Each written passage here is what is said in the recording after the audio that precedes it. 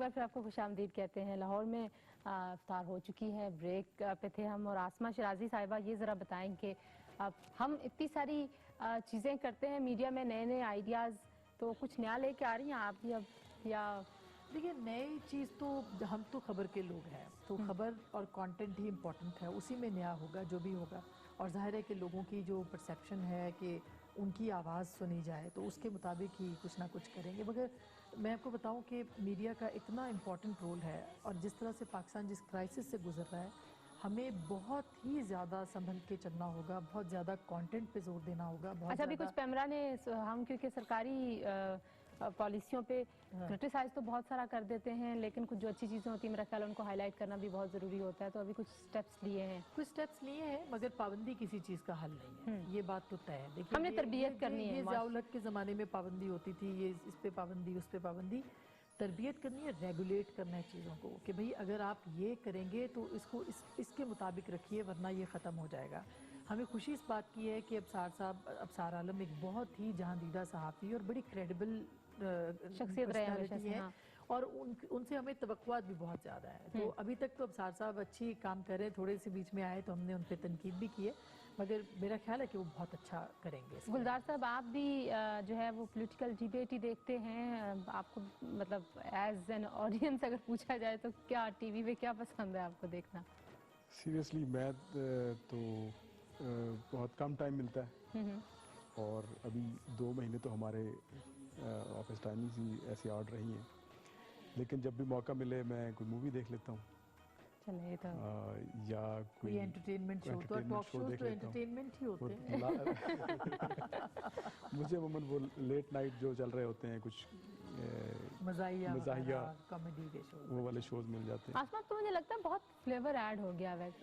अगर कॉमेडी की बात करें, या जिसको मतलब कहते तो पॉलिटिकल सेटायर थे, लेकिन अब वो ज़्यादा सेटायर बहुत पीछे रह गया। हाँ, तो वो उससे ज़रा बियॉन्ड है, तो वो तो अब हमारे जो सीरियस टॉक शोज हैं उनमें भी बहुत फ्लेवर ऐड हो गया। मेरा ख्याल है कि अच्छी बात है ये, इससे बड़ा कंपटीशन जो है वो बढ़ रहा है, और आपको ज्यादा नेचुरल होना पड़ेगा, आपको ज्यादा कंटेंट अच्छा प्रोड्यूस करना पड़ेगा। मतलब जैसे हमारे लोग हैं वैसे मिजाज की आप अगर बात करें तो ज्यादा एक्सेप्ट होती है, आपका ख्याल ये है? हाँ, मगर मेरा ख्याल है कि जो सबसे बड़ा अलमिया हमारा हो गया ना, कि हम ओपिनियन मेकिंग से ओपिनियन फॉलोइंग पे आ गए हैं। हमें ओपिनियन फॉलो नहीं करनी, हमें ओपिनियन मेकिंग करनी है, और उसके लिए जो ब्रेन्स हैं वो मीडिया के ऊपर कमी है। उसमें एंटरटेनमेंट वाले लोग आ गए हैं, उसमें और बहुत सी चीज़ें हो गई हैं, उसमें नॉन जर्नलिस्ट आ गए हैं, कुछ जर्नलिस्ट एंकर्स हैं, कुछ नॉन जर्नलिस्ट एंकर्स हैं। जो नॉन जर्नलिस्ट एंकर्स हैं उनके लिए कंटेंट इतना इंपॉर्टेंट नहीं है, उनके लिए और चीज़ें इंपॉर्टेंट हो जाती हैं, लेकिन जो जर्नलिस्ट एंकर है उसके लिए बहुत टफ कंपटीशन है कि आपने किस तरह से सबसे निकल के अपने कंटेंट को बचा के आवाम तक डालना है, उनको रखना है, ताकि वो इंटैक्ट रहें उस पॉइंट ऑफ व्यू से जो कि आप पेश करते रहें।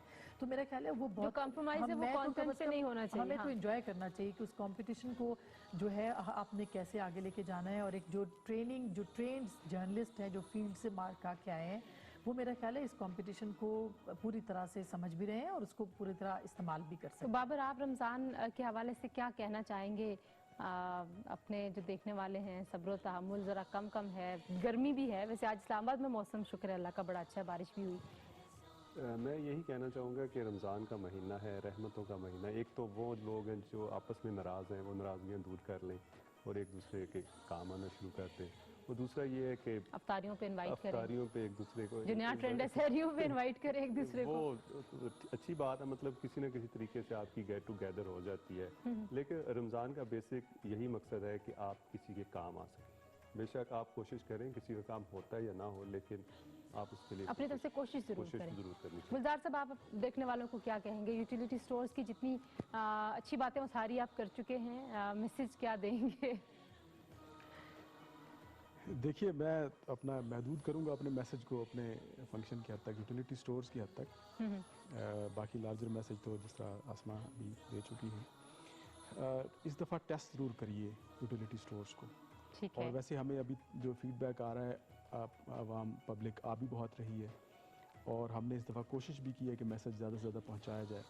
तो आप भी जहाँ पे भी हैं, अपने नेबरहुड में कोई यूटिलिटी स्टोर आपके हो, आप जाइए। आप का जाना आपके लिए, आपकी जेब के लिए बड़ा मुफीद साबित होगा। अच्छा, ये जो मैसेज दे रहे हैं गुलजार शाह साहब, मैं चाहूंगी कि वो जो हमारा पेज है रमज़ान अल्लाह के एहसान, आप इस पूरे रमज़ान जब भी यूटिलिटी स्टोर्स पे जाएं तो फीडबैक वहाँ पे ज़रूर जो है वो अपना हमें लिखें, भेजें, और कोशिश ये करेंगे कि आखिरी अशरे में फिर गुलजार साहब को बुलाएं और वो जो फीडबैक है वो इनके सामने रखें और देखें कि वाकई आप लोगों की जो एक्सरसाइज है वो कामयाब है या नहीं। वहाँ पे भी दें। उसके बाद हमारा एक टोल फ्री नंबर है 0800099950, उस पर कॉल करके आप अपना फीडबैक दें। फिर ईमेल एड्रेस है यूटिलिटी स्टोर्स कॉरपोरेशन का। हम ये जानना भी चाह रहे हैं कि हमारी इस कोशिश के बावजूद कहाँ अखलाक, कहाँ फ्लॉज रह गए हैं, क्योंकि बहरहाल अब हुकूमत की कमिटमेंट और जो पूरी जोर है वो यूटिलिटी स्टोर्स को एक बहुत अच्छा पब्लिक के लिए तो आसमा आप इदारा बनाने की कोशिश है। देखने वालों को क्या कहेंगी रमज़ान? मेरा ख्याल है कि रमज़ान का मैसेज सिर्फ पूरी इंसानियत के लिए है। तो आपके इर्द गिर्द जितने लोग ऐसे हैं जो